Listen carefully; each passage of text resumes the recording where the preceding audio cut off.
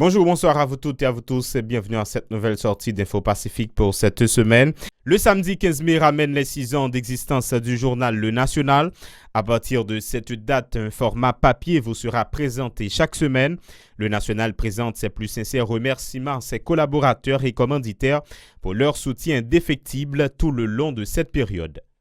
Les variants brésiliens et anglais du coronavirus sont présents sur le territoire national, a confirmé le 14 mai le directeur général du ministère de la Santé publique, le Dr Loré Adrien.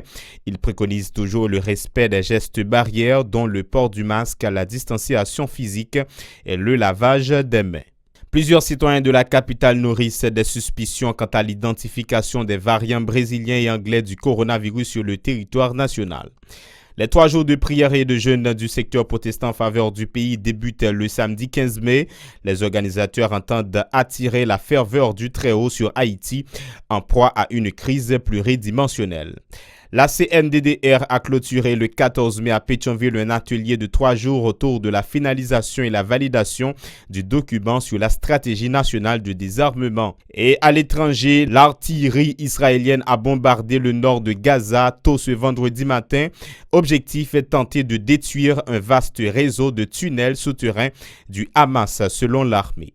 Si vous jugez que cette vidéo est intéressante, n'hésitez pas à liker et partager la vidéo. Et surtout, n'oubliez pas de vous abonner à cette chaîne et activer la cloche de notification pour ne pas louper aucune de nos vidéos.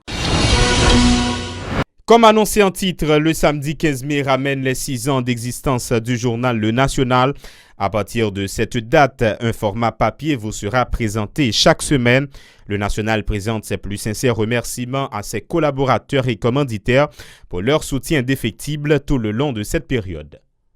Le directeur général du ministère de la Santé publique et de la Population, le Dr Loré Adrien, a confirmé le 14 mai la présence des variants brésiliens et anglais du coronavirus en Haïti.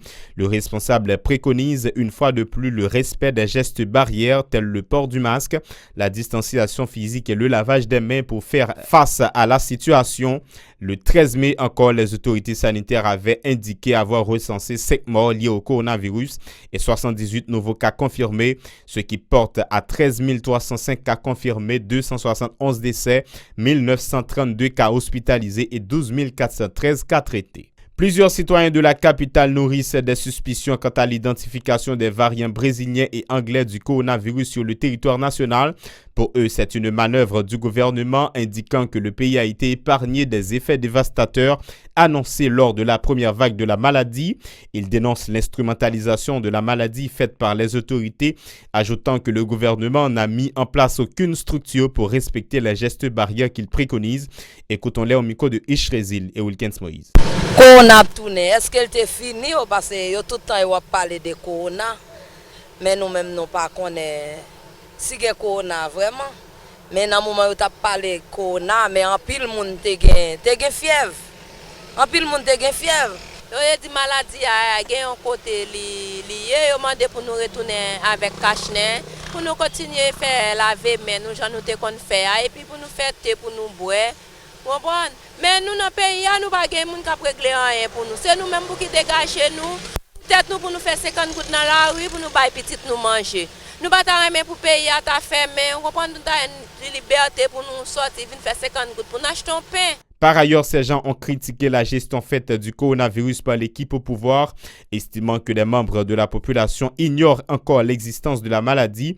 Pour eux, il y a un sérieux déficit de communication sur le coronavirus dans le pays. Écoutons. Avec silence, autorité au monde pour précaution au monde, mais on va prendre précaution ça.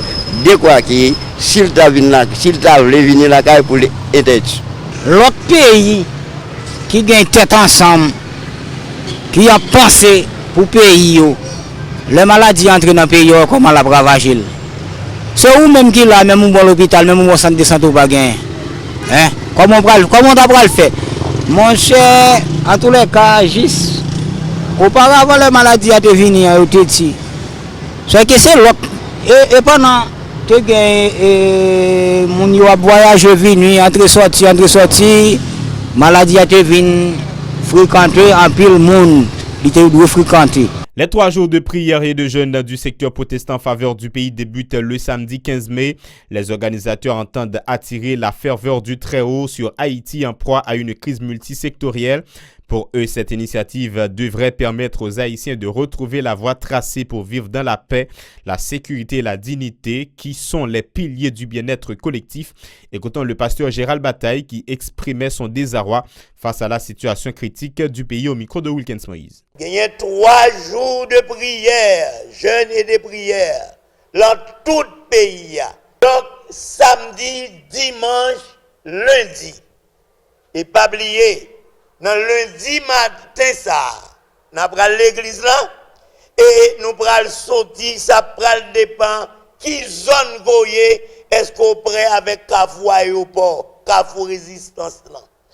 Donc, nous prenons aller là, depuis 11h, et à midi, nous allons pousser un cri devant le Seigneur. Et ceci, c'est tout le monde net, tout Haïtien, qui va crier devant le Seigneur pour nous demander grâce, pitié pour nous-mêmes, peuple haïtien. De son côté, le pasteur Achille Mathieu convie toutes les églises protestantes du pays à prendre part à cette activité. À la mi-journée du 17 mai, il les invite à rassembler les fidèles au carrefour le plus proche en vue de pousser ce qu'il appelle le cri de la libération. De la capitale, les organisateurs vont se rassembler au carrefour de l'aéroport dénommé Carrefour de la Résistance pour exécuter ce même rituel, fait savoir Achille Mathieu. Suivant. Pour l'ouest, bastion métropolitaine, l'église après jeûne le matin, il y a descendre Carrefour aéroport à partir de 11h. Mais pour les églises des villes de province, pour ça nous toucher bien entendu, l'église là, après elle fin prier à 11h, la aller dans Carrefour qui pi près là. Parce que dans midi, c'est la population qui peut aller devant Dieu. On crie de gémissement parce que l'éclair que nous-mêmes bataille ça son bataille spirituelle, c'est tout chrétien, tout leader qui peut entrer là-dedans. L'église qui Carrefour qui piprel là, c'est là qu'il peut aller pour pousser cria pour dire Seigneur, nous pas capables encore. Toujours dans ce registre, le pasteur Luvio Duvernard encourage tous les fidèles à s'engager dans la lutte pour changer le réel haïtien. Il souligne le droit de ces gens de se prononcer sur la conjoncture marquée par l'insécurité, la misère et l'instabilité politique. Suivant. Lorsque nous réalisons, nous, chrétiens évangéliques, nous sommes citoyens. Moi, c'est citoyens. Nous, citoyens, sommes responsables. En tant que citoyens responsables, nous convoquons nation. Nous convoquons nation. Pendant ces 3 jours. Et avec Pasteur Bataille se dit tout à l'heure là, samedi, dimanche, lundi.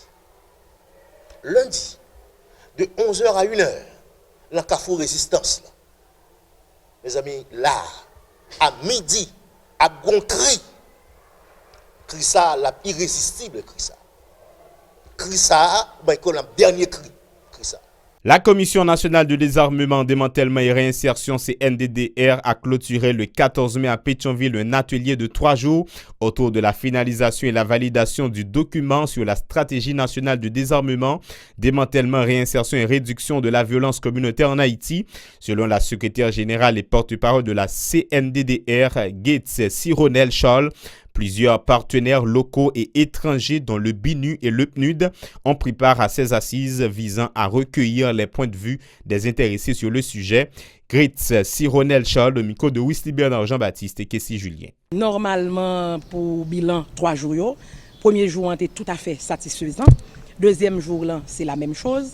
Et journée aujourd'hui, il y a des acteurs qui partent là avec nous, qui viennent aujourd'hui. Par exemple, nous avons l'UNICEF qui est là, nous avons et le bureau de police des Nations Unies qui est là, nous gagnons la secrétaire d'État aux personnes handicapées qui est là, qui vient d'arriver avec nous. Nous gagnons l'UNICEF qui est là, nous gagnons l'OIM qui est là, nous gagnons l'UNOPS, le PNUD, pratiquement le BINU.